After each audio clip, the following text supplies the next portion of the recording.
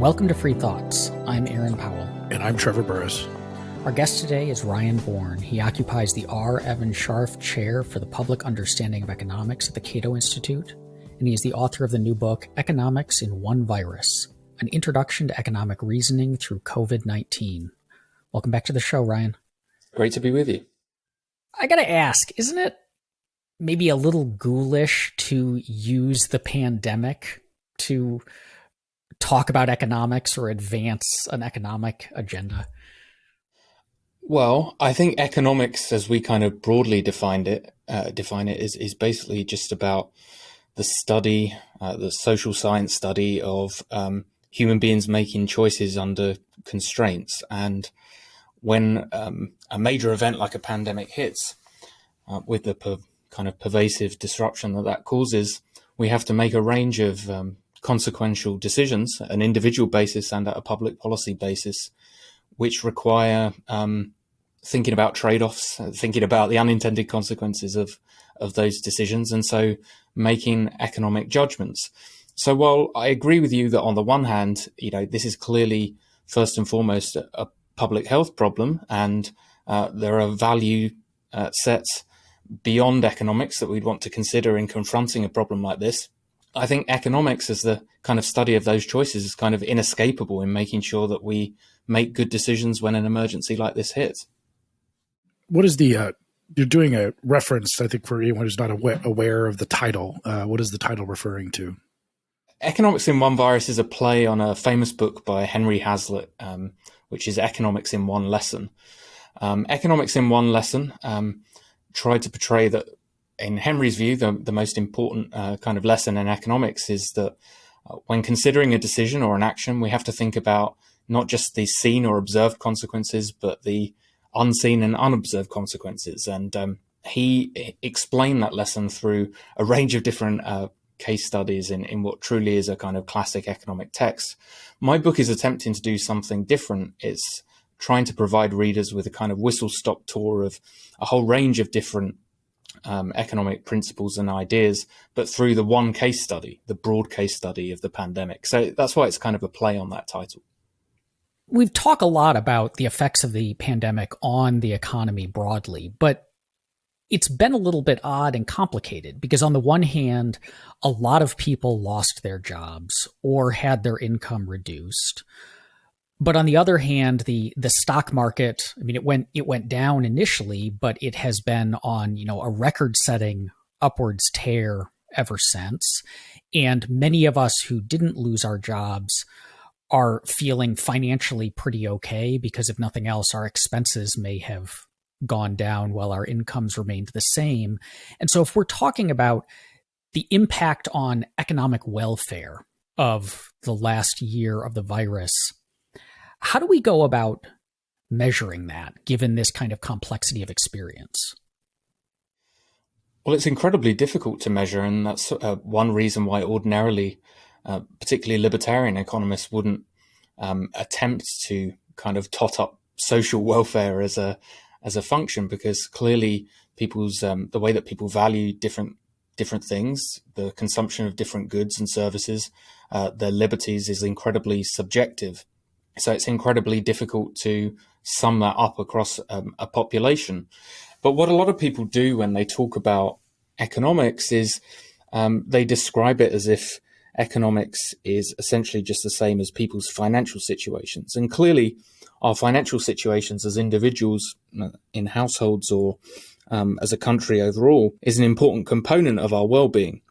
But our well-being is enhanced by a whole range of things that don't crop up in our personal finances or GDP. So in thinking about this as a kind of economic shock, yes, we have to consider what has happened to GDP and people's personal finances, but we also have to try to account for the value of the lost liberties as a result of this pandemic, and also the economic welfare costs of the health aspects of the pandemic, because we know from behavior in markets that people highly value their health and they highly value their lives, because when they're willing to trade off aspects of their health or risks of death in work, they require quite high degrees of compensation to account for those extra risks that they're bearing. So in thinking about, the overall economic welfare consequences of this pandemic, we have to think about not just the kind of lost output, but the lost value of the liberties and the economic welfare costs more broadly defined of the health consequences of the pandemic.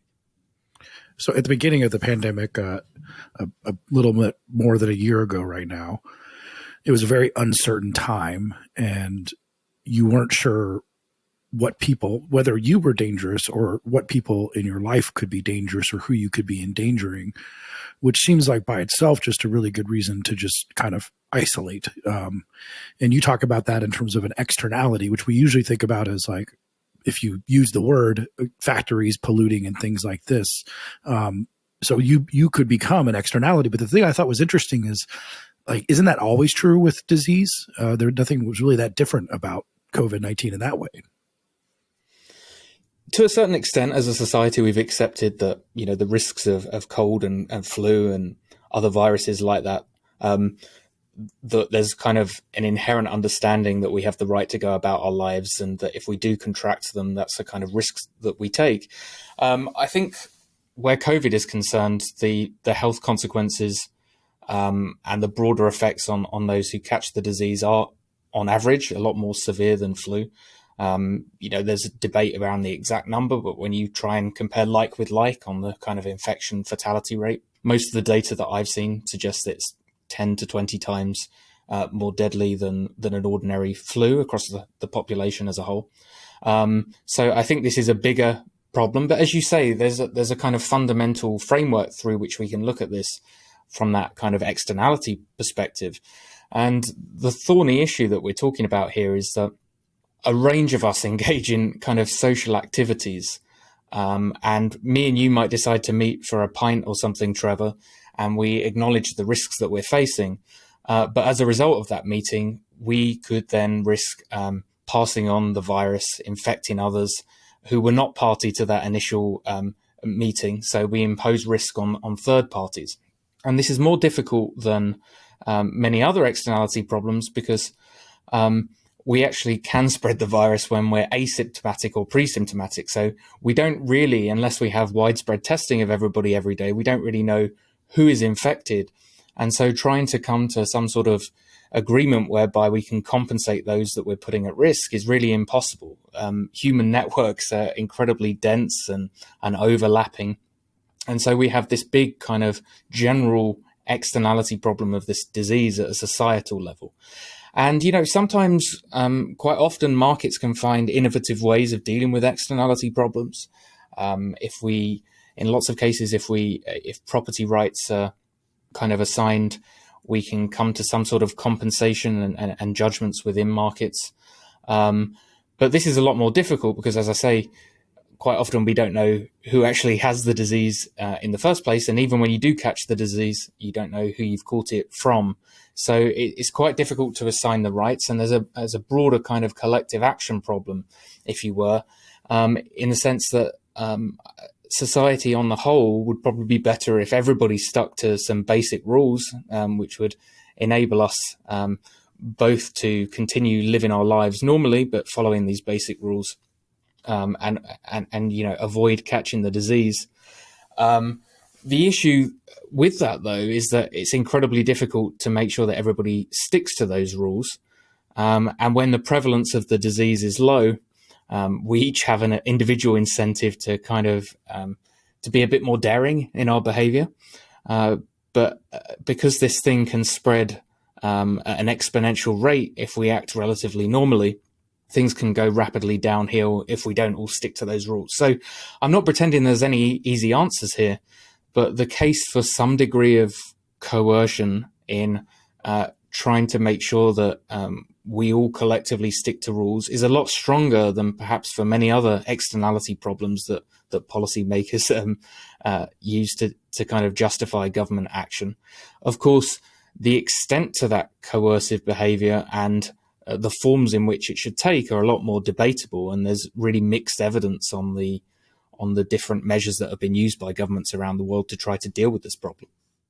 The other aspect of externalities, which you mentioned, and is a maybe ironic or paradoxical when it comes to COVID-19, but people talk about negative externalities, like I discussed pollution from a factory, but there are positive externalities. I remember one of my professors always said, being beautiful is a positive externality, and maybe people should walk up and pay you because you exude beauty or it's smelling nice. But there's another one that comes with COVID-19, which is actually contributing to herd immunity. So how do you kind of weigh those two sides of being dangerous, but if you get the disease and recover, you're now a benefit to society? Well, clearly, having immunity to a disease does exhibit positive externalities, and that's the whole reason why governments go about subsidizing or encouraging vaccinations. It's exactly the same logic, and it's why one of the potential endpoints for this crisis, well, the only endpoint, I guess, eventually is a degree of herd immunity. When we get to such a level of immunity that transmission kind of stays relatively constant, we get the occasional outbreak, but at a societal level, we don't have these massive outbreaks that we've been seeing over the past year or so. And it's incredibly difficult. Clearly, once people have recovered from the disease, that is a positive for society in the sense that they're able to engage in more activities safely. In theory, they can serve others' needs, and it's one less vector for kind of spreading the disease from there in terms of that individual.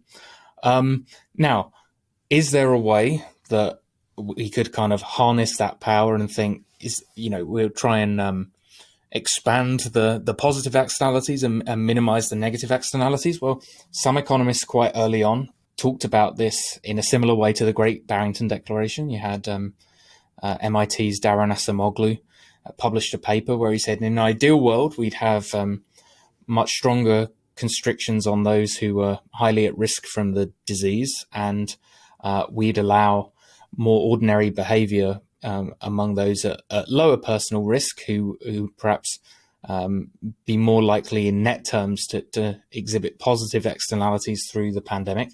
The problem is, as I kind of alluded to earlier, society is this dense combination of interlocking networks, and dividing people up between those most likely to provide net positive externalities and net negative externalities is incredibly difficult in reality. People live in multi-generational households. A lot of people do jobs where they serve people in other risk groups.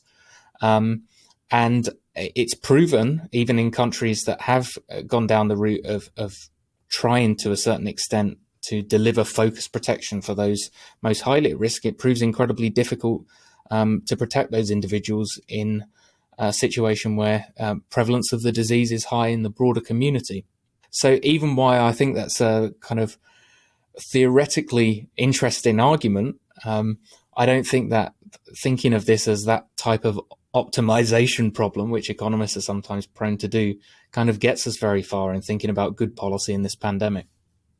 As we talk about vaccines and approaching herd immunity, right now in the United States, there are some worrying signs, but overall things feel far more hopeful than they have at probably any time in the last year. All of us know lots of people who are getting vaccinated if we're not vaccinated ourselves. And the total number of people immune to this disease is going up at, millions per day.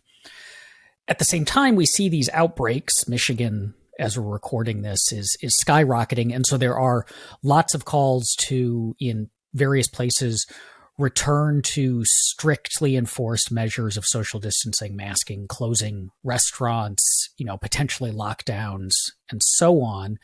And that was a running theme throughout the last year. But what's the relationship between how we behave and these government policies? Like, do lockdowns actually do anything as far as changing our behavior, or do they tend to follow along on the behavior people are already engaging in? Well, I think the net effect of lockdowns is context and time specific. If you look across the world as a whole, there doesn't seem to be anywhere, even in countries that didn't lock down, where you get a kind of escalating outbreak right the way through to a point where the country gets herd immunity and then the disease fizzles out. Now, that appears to suggest that once the prevalence of the disease gets high enough in the community, people change their behavior drastically. And as a result of that, the transmission rate of the virus falls. We get those kind of waves that we've seen in infection rates and deaths. So, somebody who was opposed to lockdowns would look at that and say, see, behavior changes on its own. The issue is that the stage at which the prevalence threshold of the disease at which behavior changes dramatically appears to be quite a movable feast. It appears different within states and countries and across different countries over time, depending on the context. My instincts is, you've mentioned the relationship between lockdowns and voluntary action. My instinct actually is that last spring, when this virus first hit, commentators who are both kind of opposed to lockdowns vociferously and those that strongly supported them overrated lockdowns in terms of their impacts. I think there was huge voluntary changes to behavior, people spending much more time at home, not visiting certain outlets in those early days, and that actually the private voluntary behavioral response led the public in many respects. There's been some good work by economist Austin Goolsbee on this at the University of Chicago.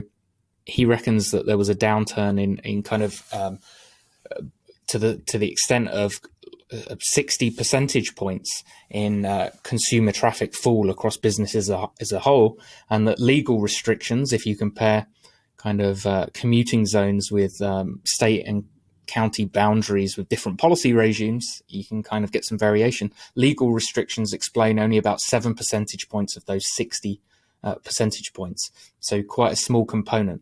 My instincts, therefore, are that lockdowns on the margin do have an impact in terms of further constraining our behavior. I mean, how could they not? In many respects, there's bound to be some people who'd be willing to continue to engage in activities absent lockdowns. But certainly in those early days, they were a small component of the overall behavioral response that we saw as a result of the virus. Now, that doesn't mean they're not important. It could be that that was the kind of straw that breaks the camel's back in terms of reducing the transmission rate of the virus below 1, and so leading to a downturn in infections and deaths. Since then, I think that the evidence is much more messy. If you look at individual states, the relationship between states that have used lockdown measures in the period, say from May last year through to today, and their performance in terms of infections and deaths, there isn't really any clear evidence that we can take away from that. But, I think on the margins, I think lockdowns do have an impact in terms of the public health effects. But of course, we have to balance that with the fact that they're incredibly crude impositions. And for the same reasons they have an impact on the public health side, they also come with very, very large economic costs too. And so just to kind of take this back a step, I don't think anyone in this debate would look across countries over the past year and say, if we could go back and start this again, the optimal response would have been on-off use of lockdowns through the last year. I think clearly when you look at what other countries, particularly countries like Korea, Taiwan, some other East Asian countries have done, that has clearly been preferable, both in terms of performance on public health and performance on economic activity and liberties too. But we have to judge individual lockdowns in the context and time at which they occur. You used a word a couple times, margins, which some of our listeners may not be familiar with, but in this context is a good kind of teaching lesson, as the whole book is about. What is marginal thinking in the economic sense, thinking on the margins, and why does that matter? I mean, it's interesting when you talk about how much did the lockdown laws affect people's behavior. But I was thinking, well, the same question could be asked about murder laws. Like, are murder laws the primary reason people don't commit murder or the punishment for murder? It's the same basic idea, correct? Yeah. So when we're talking about thinking on the margin, we're really saying that you should judge a kind of imposition or policy in this regard in terms of its impact over and above the kind of counterfactual that we're dealing with. So a good way to think about this is that I describe in the book actually is road building, right? We can look back at the economic effects of roads that have previously been built. And a lot of people, when they're trying to make the case for these big infrastructure projects that the likes of Joe Biden are now pushing, they'll say the building of the interstate highway system massively improved productivity and so GDP growth across the US. Okay, fine. We can argue about the underlying economics of that. But that doesn't really tell us much about what the net economic impact of a new road will be. That you have one highway system doesn't mean that you need to build another one, or that second highway system will have the same economic impacts as the first. And this is crucial to thinking about lockdowns and thinking about the individual regulations that implicitly make up lockdowns, because some of them in isolation will clearly have net positive marginal impacts, and some of them clearly will have net negative marginal impacts. So I don't believe, for example, that one implicit regulation wrapped up in stay-at-home orders is that you shouldn't travel across the state to go and stay in your second home that might be empty. Now, that clearly has barely any public health benefit, but does come with a cost to the individual in terms of not being able to perhaps move to somewhere where they'd be more comfortable staying for the duration of that lockdown. And when we think about lockdowns as those kind of bundles of implicit regulations, there's clearly a lot of things that could have been stripped out of them, which have net negative consequences for society. When we're weighing these policies and we're looking at the cost to society of different options for reducing deaths, to get back to the ghoulish question, one of the potentially ghoulish things we have to look at is how do we trade off lives saved against, say, economic costs or liberty costs or other things that we might find valuable? Because obviously there are ways that we could have prevented all or most COVID deaths, but they would have been, we could lock everyone in individual rooms for a year. But we're not willing to bear that cost. What does economics tell us about making that kind of unfortunate calculus? Well, economics in theory is well placed to make these kind of judgments because we use quite often cost-benefit analysis as part of our toolkit, where we try and kind of broadly define all the economic welfare costs of a particular decision and weigh that against all the economic welfare benefits of a particular decision. And if the benefits exceed the costs, then we know that the project is kind of sound and worth considering. Of course, you have to think carefully that a benefit cost ratio is above 1, and so the project is sound on benefit cost grounds, doesn't mean that it would be the optimal policy. It might be that there's a completely different set of proposals that could achieve a higher benefit to cost ratio. But when thinking about this kind of COVID crisis, although that framework, is a useful kind of starting point, there are a range of quite big difficulties in working out the costs and benefits in reality. So, working out the benefits of, say, a social distancing restriction mandated by the government, one would have to try and consider, first of all, how many lives or what health impact that regulation would have on the margin. And to do that well, you have to define the counterfactual of what would happen absent that measure. You also then have to apply a valuation of the kind of value of the number of statistical lives in that framework that you'd be saving, which is itself quite a controversial area of economics. Economists tend to think that the value of statistical life, so that is the value of mitigating a death risk through a regulation, say, they tend to value each individual life in that regard quite highly, but there's a wide range of values that economists would calculate depending on how you go about doing it. And then on the cost side, of course, you have the same issues in many ways. You have to try and ascertain what the baseline downturn, say in GDP, would be as a result of people voluntarily adjusting to this virus and try and work out what the marginal impact of any new restriction on top of that voluntary behavioral change would be. And of course, you have to try and account for the losses of liberties, which have very subjective values. If I was to miss the funeral of an important family member as a result of a lockdown regulation, that clearly would have a very high personal cost to me. Looking at GDP or something like that alone wouldn't account for this cost. Now, those are incredibly subjective. Policymakers are particularly well placed in terms of calculating them. But if they're going to decide on these major consequential decisions that have massive costs and massive benefits, they should at least try to consider some sort of valuation of those lost liberties as well.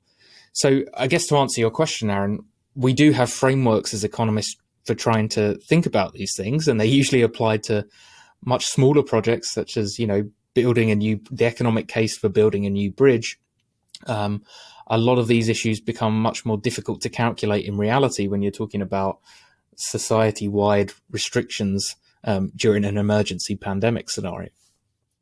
Back to the ghoulishness issue, it seems that valuing a statistical life is a little ghoulish, and maybe this is why economists don't make many friends at parties or something, because they kind of break everything down in that way. But you mentioned that the value of going to a loved one's funeral is subjective, and it could be very high, but isn't the value of a family member to someone just something you can't really put a price tag on? Why would we even try to do that? Well, inevitably we have to try to do it when we're thinking about public policy decisions, because we're not talking about individual valuations. We're talking about how much cost should other people in society outside of your family bear for the imposition of some sort of regulation on their lives. Now, the way that economists tend to do this is to look at people's willingness to pay in labour markets. So in a lot of jobs, for example, where there's an elevated mortality risk, perhaps you're doing a job where you're having to climb skyscrapers, or you're working in a dangerous mine or whatever, there's quite often what economists would describe as a compensating differential. So relative to other jobs that are in similar fields but aren't quite as dangerous, an individual would tend to be paid a premium to work in a more dangerous job. And this variation between the elevated risk of death in the job and the extra amount that somebody has to be paid to compensate them for taking that job can be used to calculate across all workers in that industry the amount that they collectively would have to be paid in order to compensate them for the statistical risk of one person dying. So I know that sounds like a mouthful, but what we're talking about when we talk about a value of a statistical life is the amount that a group in society would have to be paid collectively to bear the cost of a risk which would likely lead to any given member of that group dying.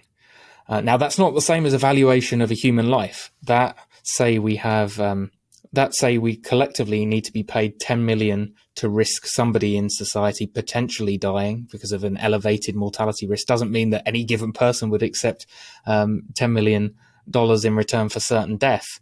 But when we're thinking about public policy decisions, we have to try and account for the value of mitigating death risks, and that's the way that economists try to calculate them. Now, are those appropriate? Are those kind of labour market study values appropriate when thinking through an issue like COVID-19? There might be reasons to think that actually those valuations that we take from labour market studies are too high. A lot of those valuations come from trade-offs for working age people. Older people tend to have much more varied willingness to pay valuations than working age people that are often quite similar cohorts within a particular industry. And we know that the kind of death risks associated with COVID-19 are massively higher for the elderly than the young. So I guess what I'm trying to say is, we have to, when we're making public policy decisions, we can't act as if every individual life is of infinite value. Otherwise, we would all be at home stuck in those bubbles that Aaron talked about. So we have to find some way of trading things off.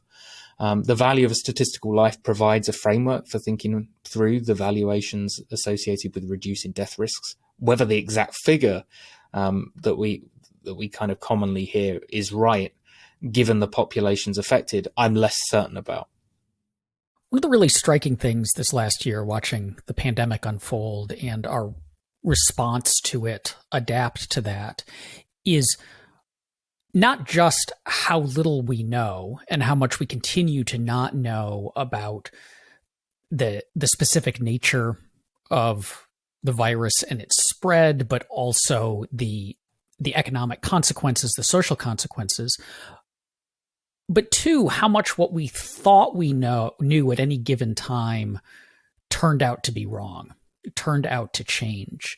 And this would seem to cause a tremendous problem for any sort of centralized response to this. If you're the government and you have to figure out what policies to adopt, you have to operate on the knowledge you have, and that knowledge might be wrong or it might change tomorrow. And this is a country of, hundreds of millions of people in lots of different circumstances, as we talked about. This sounds a lot like the knowledge problem in economics that we libertarians love to talk about. So what is that, and how does that apply to the COVID situation? Yeah, that's a great question. So one could always imagine, in a kind of static world, in theory, if somebody was able to collect all the information about the way that we live our lives and our preferences, and our abilities to produce and our productivity and everything else, you could insert all of those values into a computer and come up with the best way of perhaps, in this case, minimizing deaths, or in other cases, generating the most economic output. In reality, of course, a lot of the things that are inherent in why we're productive as individuals entail incredibly local knowledge, the best way to manage us as individuals, our experience in dealing with particular situations that might only arise on occasions, but perhaps most importantly, the fact that society in reality is dynamic. We're not just kind of static atoms affected by outside forces. In reality, we're continually adapting to the circumstances around us, and we're pretty entrepreneurial. In the broadest sense of the term. We're testing out new things constantly and realizing that we have preferences when new goods become available that we didn't even know existed before. So you're right, Aaron. This makes a challenge like COVID-19 incredibly difficult for policymakers to deal with. Initially, they were dealing with the fact that there was huge uncertainty about the virus itself, how this thing was transmitted. We sometimes forget that in those early days, there was much less discussion of this being an airborne virus and much more discussion of hand washing as a key way of preventing this from spreading. We didn't really know. The days when I was wiping down my groceries. You mean those days? Exactly, yeah. When we were wiping down on deliveries and all that stuff. And when we were all going to the stores looking for hand sanitizer. There was much less obvious knowledge about whether in the future a vaccine or therapeutics were going to be decent therapeutics were going to be available. We didn't know how individuals or we collectively would actually react when having a lot of these social distancing regulations imposed upon us. And as a result of that, this produces a big problem. One issue with this is that unlike kind of within market activity, government activity doesn't tend to have those mechanisms inherent within it for rapid error correction when things are clearly wrong, for adjusting quickly, because we don't have those responses through changed consumer behavior and prices that we see in ordinary markets. And I think this is kind of evident in some of the mistakes that have been made through this pandemic, which I'm sure we will talk about in more detail. But I think the main lesson from all of this is that there are probably areas where public officials can try to propagate the information to the best of their abilities at given times, and they should be honest and outline where there's uncertainty. But I think at a localized level, they should, as far as possible, allow adaptation and try and remove barriers to us adjusting our lives to try and deal with a new situation. So they've done that to a certain extent. We've had to remove a whole raft of different regulations on industries to allow industries to move into new sectors, distilleries becoming hand sanitizer manufacturers. We've had to allow, which positive in the longer term too, but there's been much more in the way of telehealth as a result of temporary deregulations of the provision of healthcare and a whole range of other things. And I think that is representative of this broader issue that when a crisis like this hits, the most powerful tool that we have as a society as a whole is our ability to adapt to the new circumstances. And while public policy can play a role in shaping that, evidently, I think it's much better for policymakers to try and set the broad principles or the basic information, and then allow individuals and businesses to try and adjust as best they can, given the local knowledge that they have of their particular situation. As is so often the case when something big like this happens, you get competing sides who come in and say the government is the one that's going to fix this and did fix it, and then maybe the libertarians say, oh no, the free market is going to be the one that fixed it, and it was the one that ultimately fixed it. In some regards, we talked about some of these regulations. You mentioned a few of them that were harmful to at least adjustment.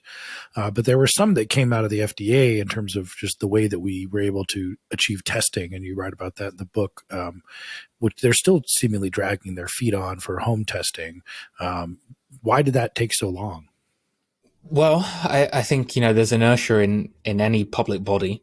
But I think behind those mistakes was just a fundamental error of economic reasoning. And that error essentially was to incorrectly define the kind of counterfactual as I described earlier, and as a result to miscalculate the costs and benefits of the regulations as they stood. So when the pandemic hit, the FDA introduced its emergency use authorization procedure for the tests, which actually threw up new hurdles to a lot of labs who would ordinarily be able to undertake PCR tests from doing them. But the reason why they introduced that was because they were worried that if those tests were slightly inaccurate, it would give public health officials a false impression of the state of the pandemic. Well, of course, that is something that one should be worried about. We obviously all, in an ideal world, want more accurate tests. But at the time, the alternative that we faced to having slightly inaccurate tests was actually having no tests. And as a result of having no tests, or at least very few tests available to the population as a whole at that time, tons of people were walking around as false negatives. They had the disease, were infected with it without realizing it. And ultimately, as a result of not being able to isolate more of those individuals early on, we all then had to live our lives as if we were false positives, as if everybody that we came across potentially was infected with the disease, even though the vast majority of them weren't. So I think that was a really costly kind of first mistake in the pandemic. Some people have described it as a kind of the original sin that made everything else more difficult. I'm not sure that testing ever would have been the silver bullet in the United States, simply because I think the community spread of the disease was probably higher than we'd have expected. But that initial error took the kind of South Korean option of a test and trace approach to this pandemic off the table straight away. And kind of downstream of that introduced a whole range of the problems that we've seen since then. Now, you mentioned, Trevor, that we didn't kind of learn from that mistake. And up until very, very recently, the FDA was still holding back the approval of rapid home tests, in part because they were judging them as a diagnostic tool for a diagnostic test for the disease, for a kind of infection, as opposed to treating them as a broader public health measure that could help on the margin. If we'd have been able to undertake more of these tests, which everybody knows are less sensitive than the PCR test, that means you probably get more false negatives, people who are actually infected who don't show up on these tests yet. That is a problem with these tests relative to PCR tests. But the alternative to most people when they wake up and decide to do a test is not a PCR test being able to be done straight away and being able to isolate soon afterwards. It's seeing how they feel, judging whether they've got a temperature, and then deciding whether they should go about their work. So on the margin, I think these rapid at-home tests, as we've seen at certain universities and within the MBA and other organizations with regular testing, I think could have helped isolate more infectious people more quickly than otherwise, and at a community level could have helped reduce transmission of the disease, and as a result led to more activities being undertaken relatively safely. But that was taken off the table because these tests were judged in the same way as ordinary diagnostic tools, as opposed to them being a kind of community disease management tool. And you see this mistake, this implicit calculation of the costs and benefits as a result of not defining the counterfactual again and again and again through this. You could talk about the failure to approve the AstraZeneca vaccine more recently, for example. There were some problems in some of the early trials of AstraZeneca, and the FDA weren't happy with the way that they reported their data. But on the margin, were the benefits of making them undertake a domestic US trial really worth the costs of not getting those extra doses in arms and getting more people in the US a degree of protection from this virus? I don't see how those marginal benefits could even in theory overcome the large marginal costs of the extra infections and deaths that we've seen. So we see this problem being repeated again and again through this pandemic. Yeah, it's an interesting one, because it was somewhat of a disturbing report, I felt like, shortly after they announced the first vaccine, that it came out that the vaccine actually existed in January of 2020. It was invented within days. And that raises this question of, did the FDA really just kind of ultimately have a net negative by delaying this? Can you imagine if we were all getting vaccinated in March a year ago? Does that say bad for what the FDA does in general, that it's like overly risk averse all the time, but especially in situations like this? We've seen an announcement today that actually, as a consequence of a lot of these changes to regulations and the speeding up that we have seen in this past year, it appears that there's been dramatic progress in provisions of a potential vaccine for HIV, which suggests that some of those costs from the precautionary behavior that we've seen have had big societal consequences even prior to this pandemic. Now, I can understand in part why, even though things have been sped up, and I think, on the margin, Operation Warp Speed probably did help speed things up, and the FDA evidently have been working with these companies to try and streamline some of the ordinary trial procedures. I think that there are concerns that people would have had if there'd have been a vaccine available within a couple of months. But there are things that we could have done in terms of speeding it up further. If we'd rethought our ethical and regulatory frameworks around human challenge trials and allowed young and healthy individuals to participate in, being paid an amount to bear the risk of being deliberately infected with the virus as part of a vaccine trial, we could have potentially brought this forward a few extra months in terms of the rollout of this vaccine, given the large ongoing economic and public health costs, could have been pretty dramatic in terms of its net benefits for society. But I just reiterate, I do think that this was more of a thorny issue for policymakers, in the sense that a vaccine is no good if people are unwilling to take it.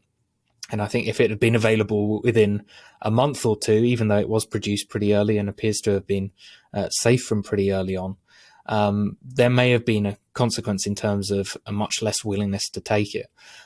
So there is a degree of a trade-off there. But yes, Trevor, you're right. I think this episode does prove that a lot of the precautionary behavior that we see does have much bigger social costs. And I would also say it highlights a degree of parochialism as well, because this trial data was interpreted very differently from many other public health agencies and vaccine and drug regulators around the world.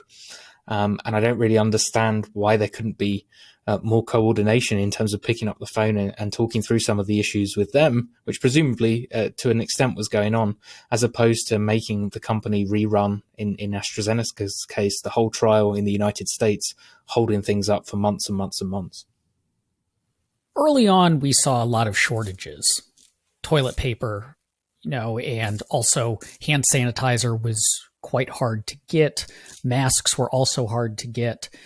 And one of the results of that was that when you could find them, they were hugely expensive. If you went on Amazon, hand sanitizer was at a crazy high cost, toilet paper as well. Third-party sellers popped up to provide it at, what looked like ludicrous prices. And there was a lot of concern about this price gouging, that this was people taking advantage of our sudden need for these products. Is that bad? Is it bad when sellers jack up prices like that? Are they kind of screwing all of us? Well, I think it's just reflective of the reality of the situation. Now, every market is very, very different. I think in the case of toilet paper that you mentioned, for example, the big issue there is that we were, as a result of spending far less time at work and far more time at home, we were not demanding the commercial grade toilet paper, which is usually lower quality, but we're willing to accept when we go to the bathroom at work, and was substituting our demand for the stuff at home. So there's that big demand shift, and actually it was quite difficult for producers to reorient production. Quite often different producers of the different types of toilet paper. So there were kind of near-term shortages, whilst some of the home toilet paper producers kind of had to ramp up their operations, which is why we saw short-term shortages on the shelves. Prices are governed by supply and demand. We talk as if companies can charge whatever they like for their goods and services. They can only charge what people are willing to pay. And as a result of this crisis, a whole range of products were in much higher demand than they were previously. Now, what would happen ordinarily in that scenario is that a rising price would occur.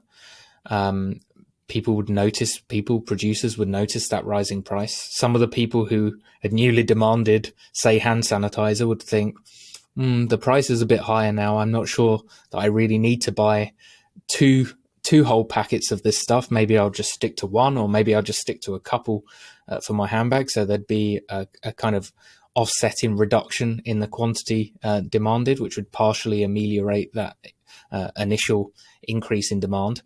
And some of the suppliers would think, well, as a result of this higher price, we're potentially going to make a bigger markup on each individual order. So actually, it might be worth us economically paying our staff overtime, running the machines hotter, perhaps even investing in a couple of different machines to meet this new demand. Now, as a society, at a societal level, there's going to be near-term shortages.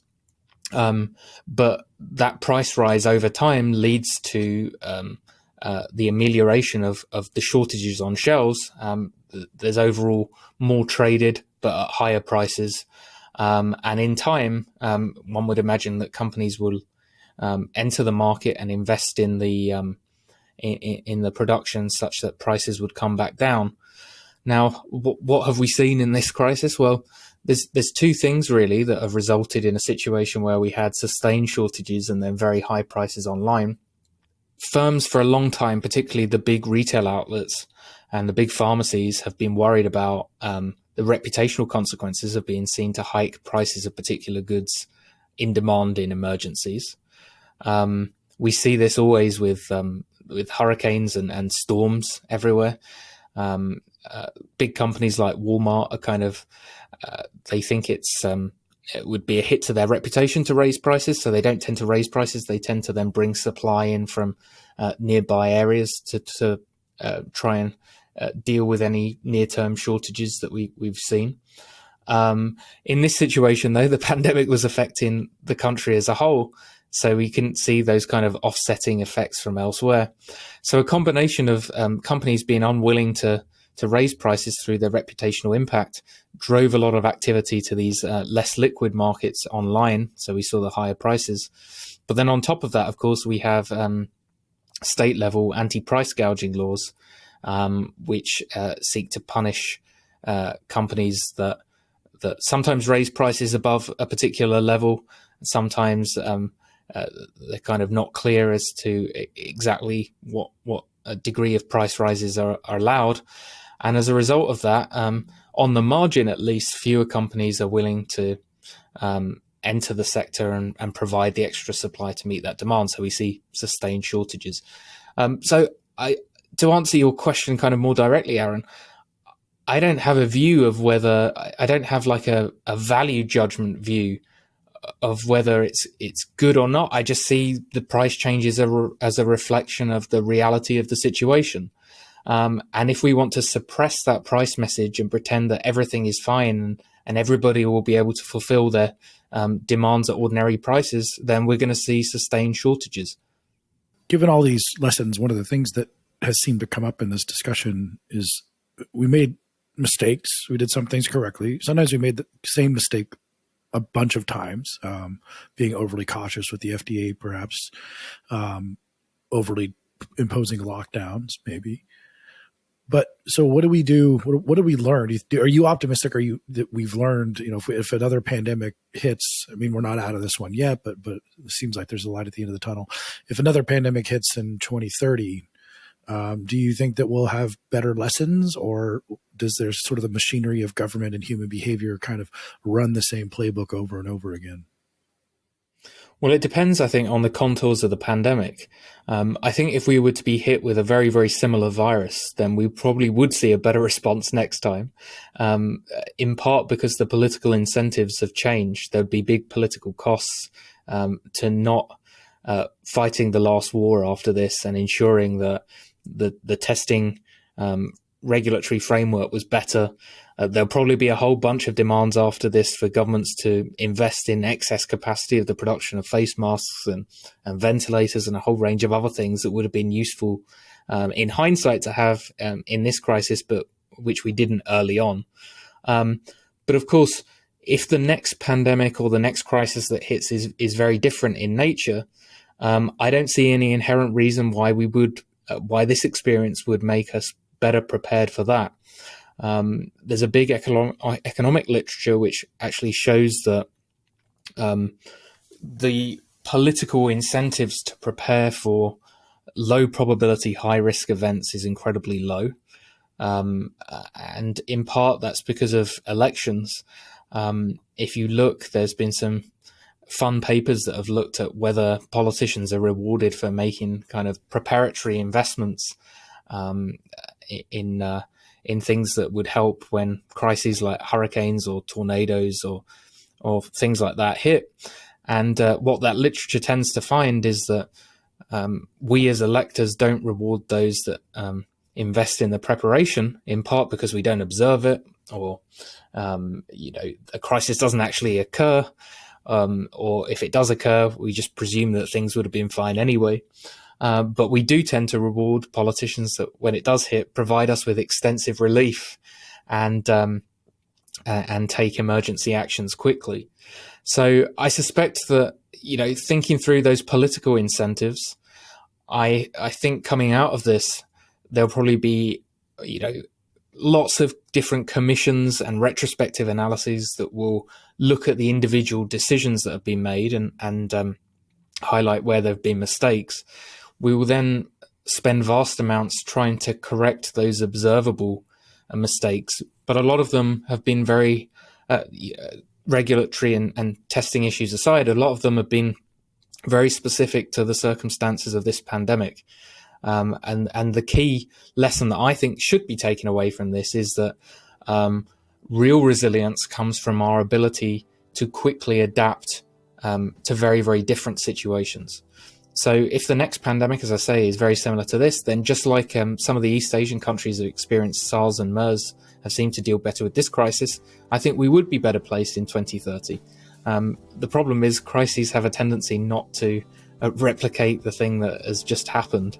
And if something very different will occur, say something that affects the domestic situation more than the international situation, then it might turn out that investing in a whole bunch of capacity onshore in the United States actually leaves us more vulnerable to the next crisis and not better prepared for it.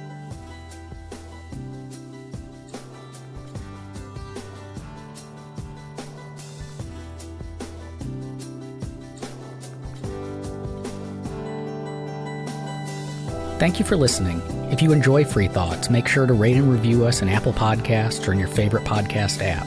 Free Thoughts is produced by Landry Ayers. If you'd like to learn more about libertarianism, visit us on the web at www.libertarianism.org.